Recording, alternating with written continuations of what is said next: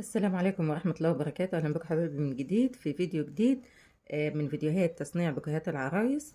والبوكيه النهاردة هيبقى سهل جدا وبسيط برضو. ده المطلوب للخطوبة.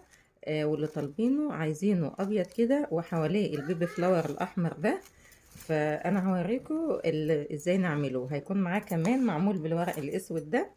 هوريكم الطريقة ازاي. فمعانا الاول بوكيه. بنجيب اي وردة بتعجبنا او اي مقاس. البوكيه اللي معايا ده 12 وردة. مقاسه هيبقى كبير وحلو، مش صغير قوي ومش هيبقى كبير قوي. آم، فبظبط الورد بتاعي كده، بخليه كله مساوي لبعضه. لو في وردة طالعة وردة نازلة بحاول اسويه كله زي بعضه. يعني ممكن اضغط على الوردة العالية كده، او ممكن اجيب العالي في النص والواطي بره كده على الطرف. وفي بنزل الخضرة بقى اللي في النص دي، الخضرة اللي فيها بخليها نازلة لتحت. لكن الخضرة اللي على الطرف هنا، اللي في هنا على الطرف بيبي فلاور اهي، ممكن اطلعها لفوق كده عشان تبقى بس من على الداير. لكن في النص هحاول اخليه سادة كده، لما بيكون سادة بيبقى شكله احلى. فخلاص كده البوكيه بتاعي متظبط اهو.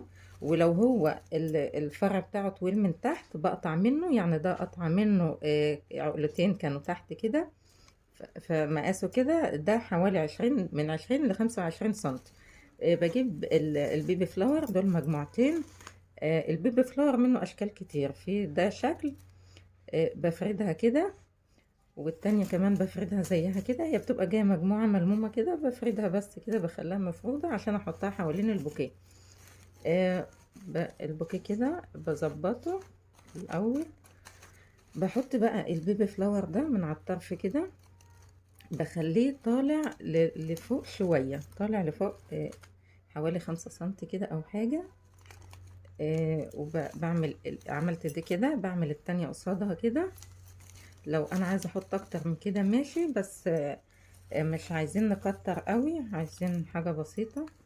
برفع البيبي فلاور ده شوية لو هو نازل لتحت عشان يبان، لان لسه هنحط حواليها الورق. ممكن نظبط بقى ايه بعد كده، بس ايه لما نمسكهم الاول مع بعض. بيبقى معايا ده سلك كده بنبقى نربط بيه، او بيبقى معايا سلك من ده بيتربط بيه برضو. الحاجات دي للبوكيهات مخصوص. بمسك كده، بمسكهم كويس اوي مع بعض كده، اربطهم جامد. بشغل بقى مسدس الشمع علشان انا هلف على الفرع ده ستان.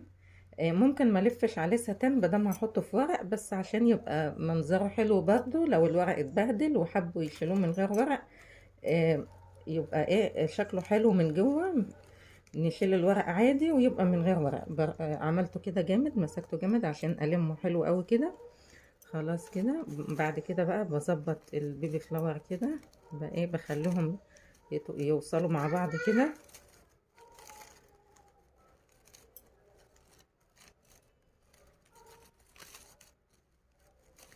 لو البيبي فلاور نزل لتحت برفع المجموعة لفوق شوية، برفعها لفوق عشان يبان اكتر كده. كده حلو قوي اهي الشكل ده، شكله جميل قوي. ممكن نسيبه كده على فكرة من غير الورق ولا حاجة، ونلف عليه الستان على طول وخلاص. بس هو كده خلاص اهو، شكله جميل من غير حاجة. هبتدي بقى، انا معايا مثلا بكرة ستان بيضة. هبتدي ان انا اشغل المسدس، الف بكرة الستان، هلف الستان، هحط نقطة شمع وابتدي الزق من فوق كده وانا نازلة.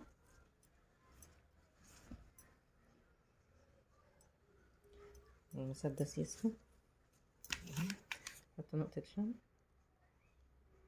احطها في البداية هنا كده، واحط كده، وابتدي الف بقى كده. وكل مسافة، كل مسافة كده احط نقطة شمع كده.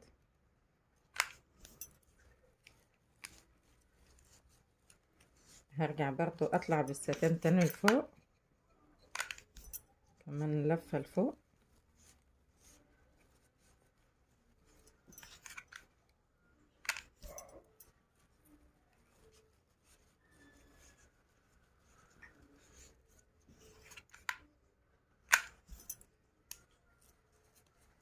بوكيه سهل وبسيط، مش هياخد مننا وقت خالص لو احنا حابين نعمله او نعمله كمشروع.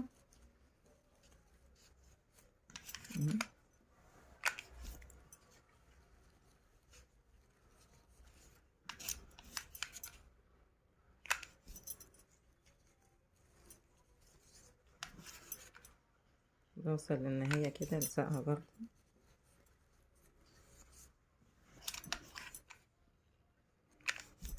ما بسيبش حاجة فيه باينة.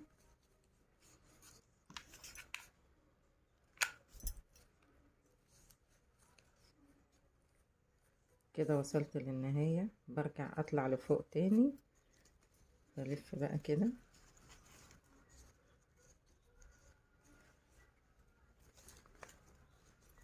لفة تانية بس وخلاص، ان هي تداري اكتر وتخلي البوكيه ناعم اكتر، ما يبقاش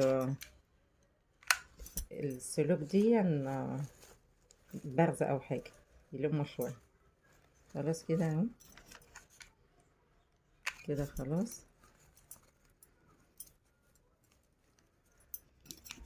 كده ما عدناش محتاجين المسدس، خلاص كده اهو البوكيه اهو، خلاص كده خلصان. هبتدي بقى اجيب الورق، هقطع الورق بتاعي ده حوالي الفرخ حوالي 50 في 50، والفرخ كبير كده، بقسمه 2 كده، دول فرخين اسمهم مع بعض 2 اهم، وهقطعهم بقى من نص من هنا كده، هقسمهم نصين كده للاخر.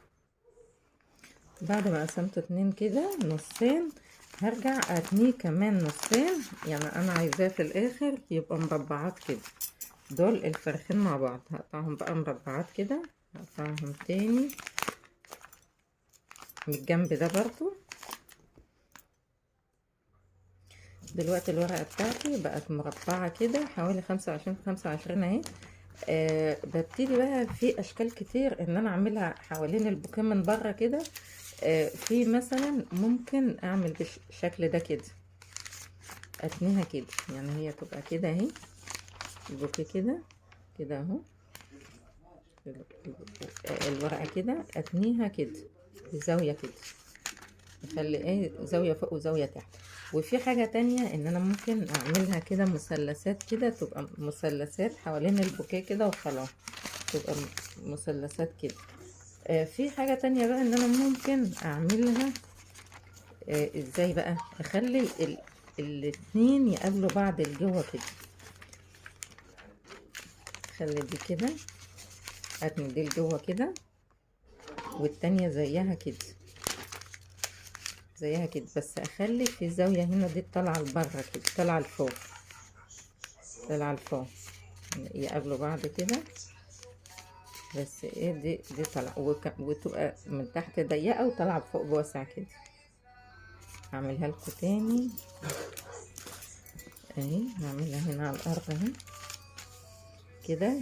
لو البوكيه كده الورقة اهي اهي، اعمل دي لجوه كده، دي لجوه كده، بس ايه اتني دي من تحت اكتر من فوق كده كده، والتانية اتنيها عليها برضو كده، اعملها شبه ايه القرطاس كده، يعني مثلثة كده، من تحت اضيق من فوق، اعملها بالشكل ده كده. ممكن اعملها بالشكل ده كده واحطها بقى ايه من بره كده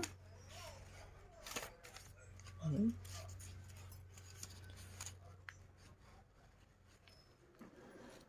بالشكل ده كده.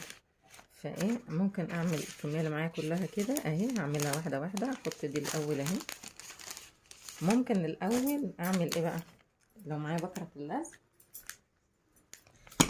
او دبل فيس، بحط نقطه بتاع حته دبل فيس من الارضيه وفي تحت كده والزقهم في بعض، يا اما الزق بلزق وخلاص. انا ممكن اعمل الكميه بتاعتي كلها حته لزق كده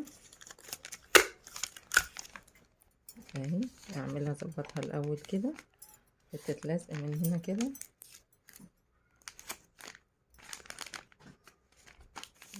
الزقها كده في بعضها وخلاص.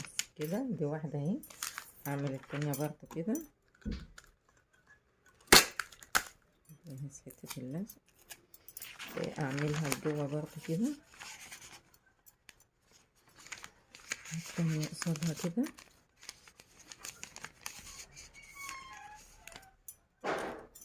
نلزقها من هنا كده،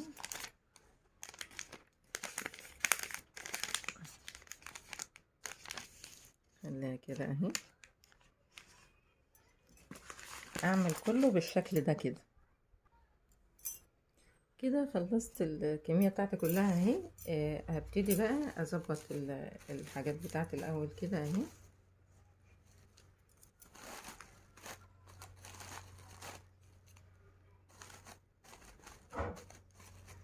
هبتدي احط اول ورقة اهي، احط اللزق لجوه،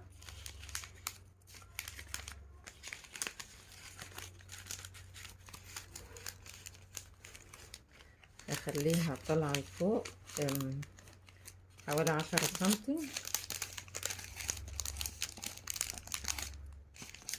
بمسكها من هنا كده، اخليها متنية لفوق كده، امسكها من هنا كده، اخليها طالعة لفوق حوالي 10 سنتي. ودي وراها برضو اخليها في نفس المستوى بتاعها، وممسك من تحت كده بايدي دي ماسكة كويس اهي.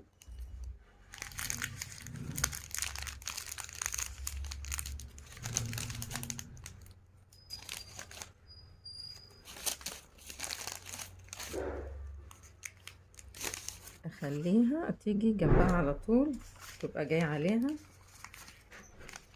ودي كمان كده تبقى جاية عليها برضو، حاجة بسيطة.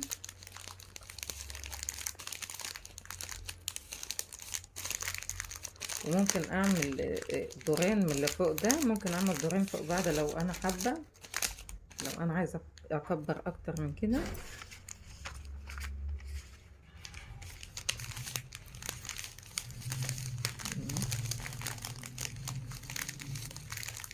احاول اخليهم كلهم مستوى واحد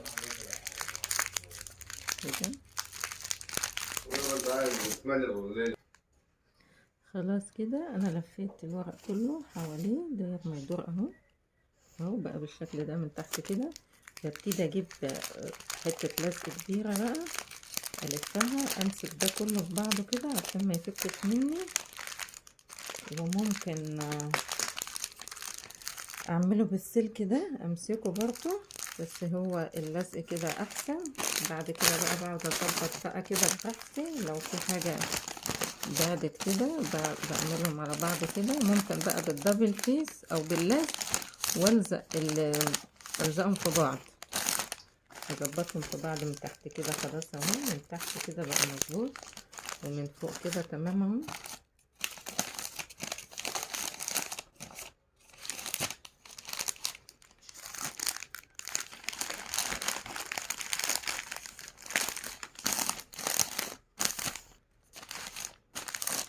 خلاص كده دي كده انتهى اهو، شكله كده خلاص. هبتدي بقى اعمل له الورق اللي تحت ده بقى. هجيب فرخ برضو واقطعه 4، نفس الفكرة ده، اقطعه نصين وارجع تاني اقطعه نفس الفكرة.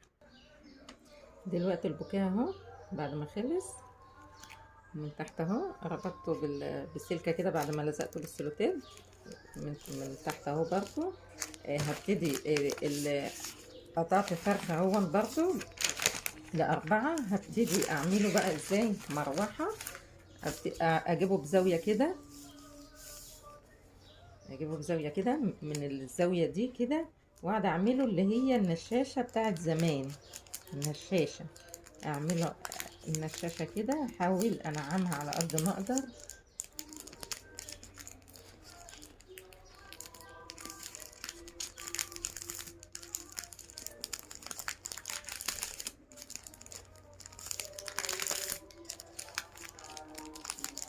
دي هقفل بها البوكيه من تحت، ودي اول مرة اعملها معاكم الشكل ده. يعني يمكن الورد بيختلف، وطريقة البوكيه بالورق بتختلف، ودي يعني يمكن كل البوكيه النهارده كله مختلف، كل مرة بطريقة مختلفة. بعمله كده اهو، ببتدي الزقه بلزق من هنا، حتة لزق كده، وامسكها من هنا كلها كده وبعضها كده. خلاص دي اول واحدة اهي. هعمل الباقي كده برضو اهي، اوريكم. برضو هجيب من الزاوية للزاوية هنا، من الزاوية دي اهي كده، اعملها نشاشة اللي هي اتني لفوق ولتحت، لفوق ولتحت كده، واحاول انعم على قد ما اقدر، بس لما احطها على الارض هعملها اسرع من كده اهي بالشكل ده كده، اللي هي النشاشة دي. هعملهم الاربعة وهرجع لكم دلوقتي كده. انا خلصت الاربعة اللي معايا هم. عايزة اعمل اكتر من كده ماشي. في ناحية فيها الخط الاسود، وفي ناحية تانية مفيش فيها الشريط الاسود اللي هو الداير اللي بره ده. هنا اهي هخلي الداير الاسود كله مع بعضه، والتانية دي مع بعضها. فهبتدي بقى انا هعملهم، هلزقهم هنا كده، هعمل زي بوكيه تحت كده والباقي فوق. هجيب في لزق دبل فيس، او ممكن لو ما عنديش خلاص بجيب حتة لزق دبل فيس كده، الفها حوالين البوكيه من هنا كده، علشان الزق فيها الكلام ده. مفيش دبل فيس ممكن احطها زي ما حطيت البوكيه دلوقتي، وبعدين امسكها بايدي واربطها بالشريط على طول. مش لازم دبل فيس، بس الدبل فيس عشان اعملها ما تتحركش مني. نشيل بقى كده.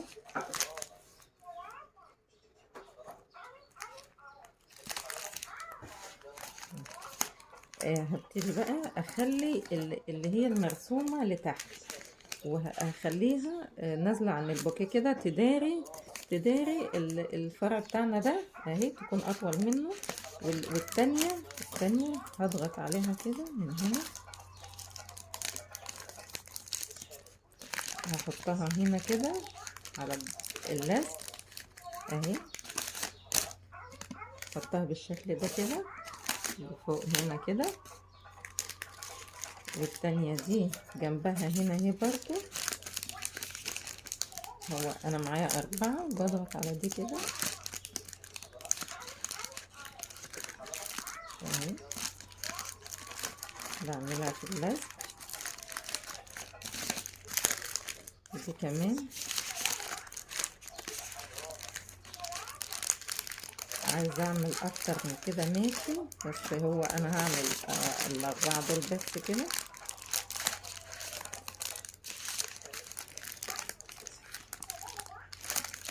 بقت بالشكل ده كده من فوق،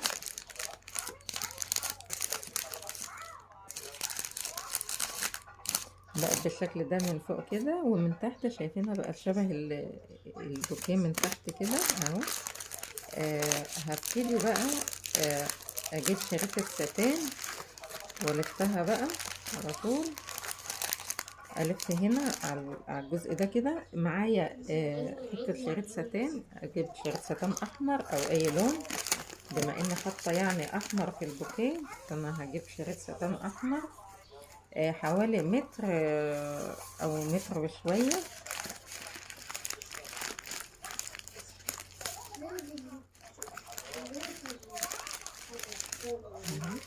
بظبط دول كده.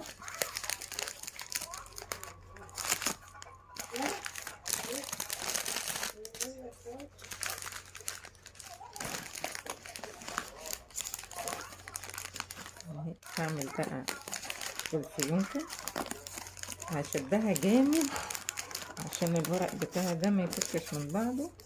هعمله كمان عقدة،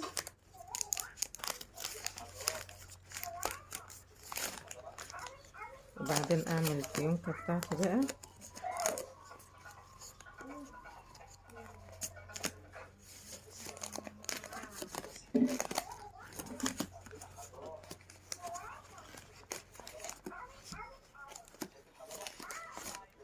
اهو هظبط بقى كده.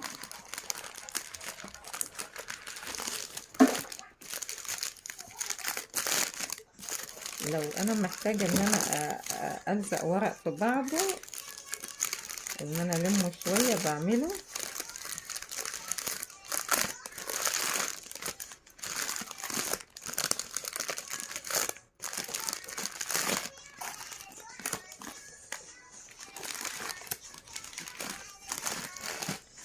من فوق بقى شكله كده اهو، ادى شكل من فوق، ومن تحت ادالنا شكل برضه.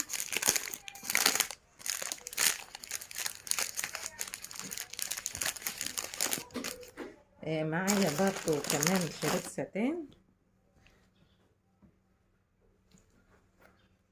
معايا كمان حته زيها حوالي متر متر او متر وربع. برفعهم لفوق كده، اخليهم طول بعض، اربطها تاني برضه، اعملها جنبها، بعملها كمان فيونكة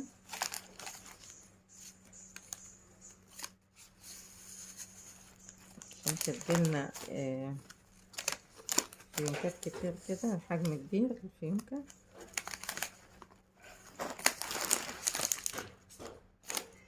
عملت كمان واحدة اهي بقى بالشكل ده اهو، بقى منظره كده من تحت.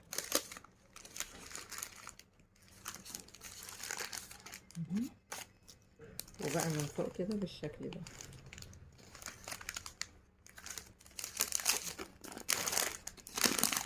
خلاص كده البوكيه بتاعنا خلص اهو. رب يكون سهل وبسيط. عايزه اكتر من ده اكتر براحتي، وعايزه ازود من فوق كمان دور عادي مش مشكله. كل ما بزود كل ما الحجم بيكبر اكتر. فكده المقاس بتاعه والشكل بتاعه كده حلو قوي. خلاص كده البوكيه بتاعنا خلص اهو. يا رب يعجبكم، واستنوني في افكار تانية كتير. وسلام. سلام.